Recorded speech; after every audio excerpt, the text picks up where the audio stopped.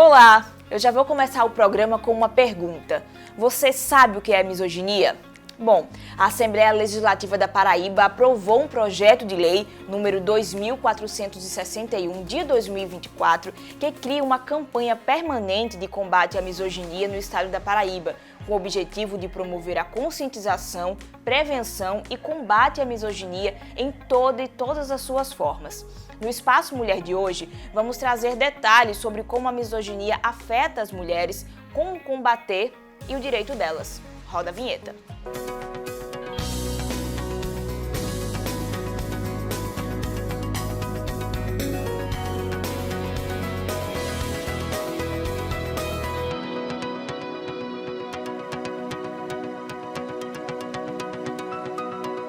Para conversar com a gente sobre esse tema, estou aqui ao lado da advogada Aline Montenegro, que vai conversar com a gente sobre esse assunto que começou a ser mais discutido recentemente, né? Mas que já existe, infelizmente, há bastante tempo. Aline, seja bem-vinda aqui ao nosso programa. Duy, é um prazer estar aqui. Muito obrigada pelo convite. Imagina, a gente precisa debater, né? Mas para começar, eu queria que você explicasse para a gente o que é misoginia e por que é tão importante falar sobre esse assunto hoje em dia. A misoginia, o projeto de lei que está correndo, inclusive, que vai ser votado na Câmara, ela tem uma definição bem clara, que é essa aversão, esse repúdio e esse ódio contra as mulheres, única e exclusivamente pelo fato dela ser mulher. Então, a misoginia, ela vai se apresentar dessa forma, esse ódio em atos contra a mulher, única e exclusivamente em função do seu gênero. Em relação à diferença entre machismo e misoginia, qual é a principal diferença? Tem como a gente classificar isso? Tem sim. Eu sempre gosto de dizer que efetivamente uma coisa não está desligada à outra. Mas o machismo, ele está mais ligado ao campo ideológico. Em que sentido? O machismo é aquele sentimento de superioridade do homem. A misoginia, ela é de fato aquele ato. É quando essa pessoa externa aquele ódio contra a mulher em atitudes, como, por exemplo, objetificação do corpo da mulher, descredibilizar aquela mulher nas suas competências. Esses são apenas alguns exemplos, mas basicamente, para o pessoal de casa entender, a diferença é essa. O machismo é mais no campo dos pensamentos, de maneira ideológica, e a misoginia é esse ato, esse transbordar para fora.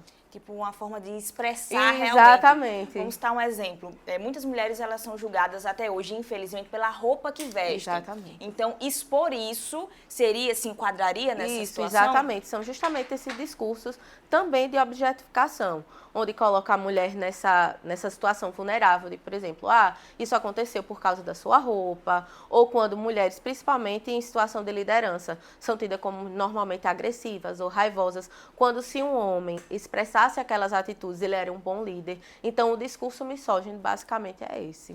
Em relação até esses detalhes, né? Pode chegar até um ato de violência, isso também se enquadra nesse termo de misoginia?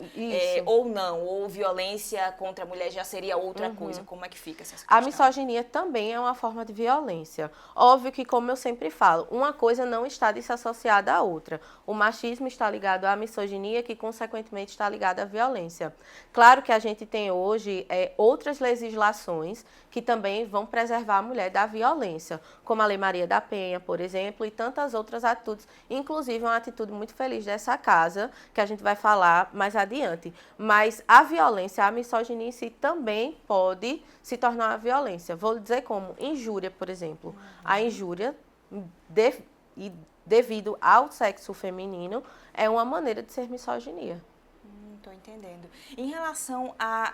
Infelizmente, né, o que aconteceu ali ao longo dos anos, como é que isso foi se evoluindo? Porque as pessoas às vezes ficam meio confusas, né, não entendem muito bem, mas era machismo, não é mais, como a senhora mesmo explicou, está interligado, mas o que é que mudou ao longo desses anos para que seja caracterizado dessa forma? Olha, dentro da minha perspectiva e dentro da minha experiência, e eu acredito que para o público em geral, a gente observa, principalmente aí dos últimos 5 anos para cá, um aumento da violência contra a mulher. Principalmente aqui no estado da Paraíba, a gente tem observado, principalmente do ano passado para cá, um aumento dessa violência. Eu acredito muito, e a gente observa através de estudos, que esses discursos misóginos, que principalmente estão ganhando força por causa da internet, eles estão começando a ultrapassar ali aquele limite digital e tecnológico e se colocando realmente na realidade das mulheres e na vida cotidiana. A senhora até tinha falado em relação a cargos de liderança. Isso. Né? Porque ao longo dos anos a gente foi observando que as mulheres foram ocupando cada vez mais esses cargos. E como é que acontece direta ou indiretamente esses ataques? No mercado de trabalho, como é que normalmente a gente observa? No caso de mulheres líderes, né? Normalmente aquela mulher que é líder, ela está sendo subjugada na sua competência de resolução de problemas. Muitas vezes ela é interrompida em uma reunião ou em situações onde ela precisa se expressar, ela é interrompida várias vezes para que um homem possa, de fato, corroborar com aquela ideia e a partir da perspectiva dele, que foi passada por ela, é que existe uma legitimização. Então, com relação à mulher no mercado de trabalho, a gente observa isso, o subjugamento, não necessariamente quando ela é líder, mas também o subjugamento da resolutividade de problemas, como se aquela mulher fosse incapaz de resolver o problema. Então, no mercado de trabalho, a gente vê que a misoginia se expressa mais nesse sentido.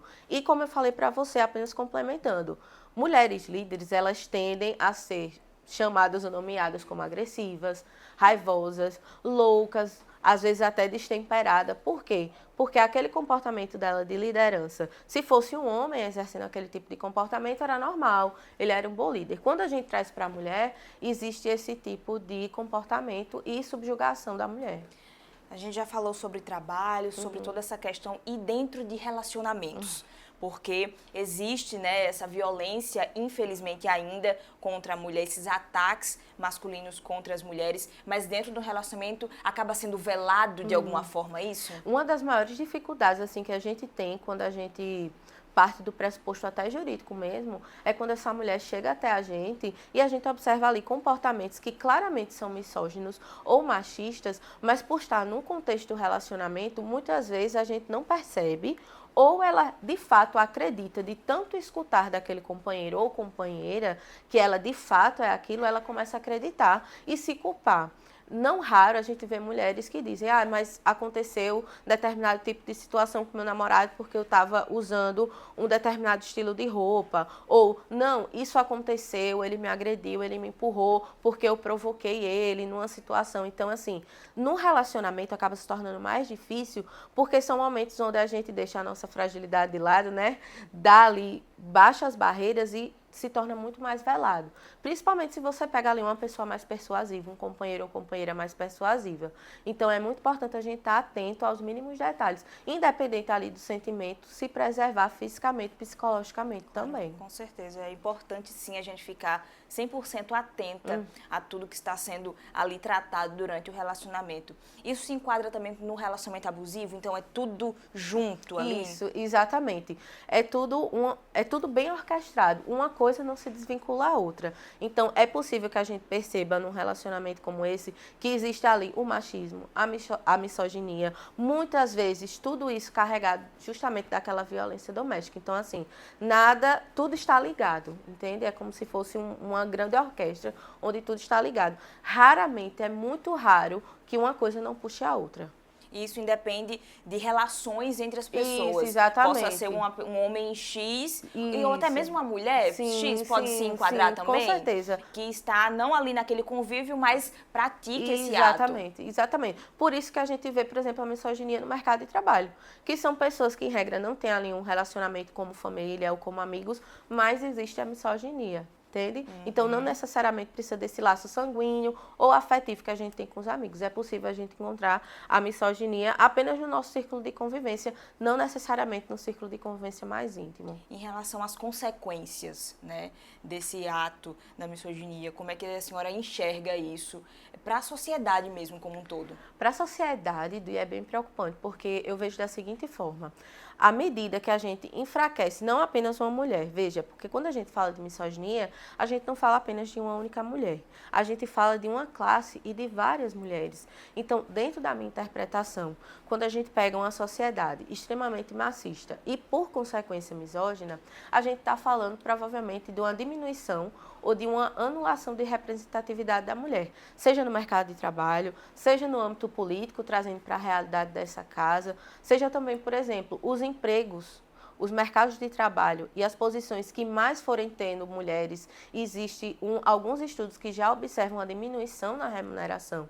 Então, quando a gente subjuga essas mulheres, a gente está deixando um ambiente bem hostil para que nós mesmos, quanto mulheres, a gente possa crescer e se desenvolver, seja profissionalmente, seja na nossa vida pessoal. E aí, sem falar também, acrescentando, na violência feminina, né? Na violência doméstica, que com esse discurso ganhando força, esse homem que antes se intimidava, ele não se intimida mais. Por quê? Aquilo que era, em certa medida, reprovável se torna normal, cotidiano, rotineiro. Isso faz com que ele perca realmente assim a capacidade de sentir medo de alguma punição.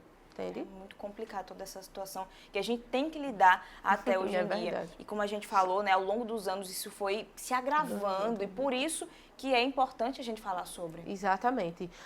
A gente observa também, complementando, na internet o quanto isso se alastrou. O quanto esse discurso misógino, ele se apoia em até algumas comunidades, né? Que a gente chama que são os incels ou os red pills, que está sendo tão falado e de maneira tão grande, a gente está observando realmente na internet. O quanto esse discurso se alastra, o quanto esse discurso ganha força, ele não fica só na internet.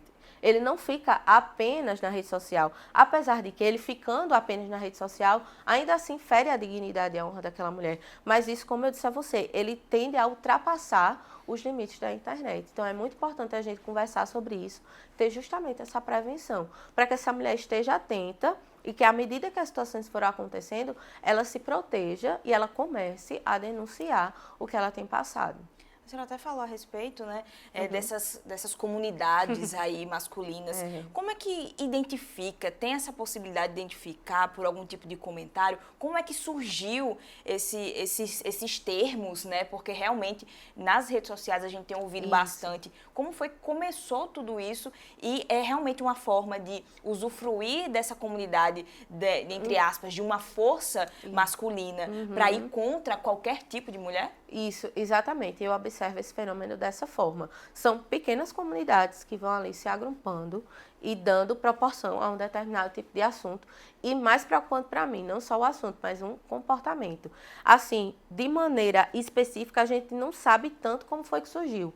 Mas foi acontecendo, como você bem falou. O que a gente observa é que foram pequenos grupos de pessoas, de homens, se juntando ali no mesmo tipo de pensamento e aquilo foi ganhando proporções. Porque, veja, à medida que o discurso vai se alastrando e vai ganhando força, aquilo que antes eu guardava interiormente e que era represado porque eu não achava pessoas que concordavam com aquele tipo de comportamento. O mesmo pensamento, exatamente. Né? Então, à medida que eu vejo outras pessoas que falam sobre aquilo, eu vou colocar tudo aquilo que eu tinha internamente para fora. Ou seja, aquilo vai ganhando força e eu vou me identificando com as outras pessoas naquele mesmo tipo de raciocínio.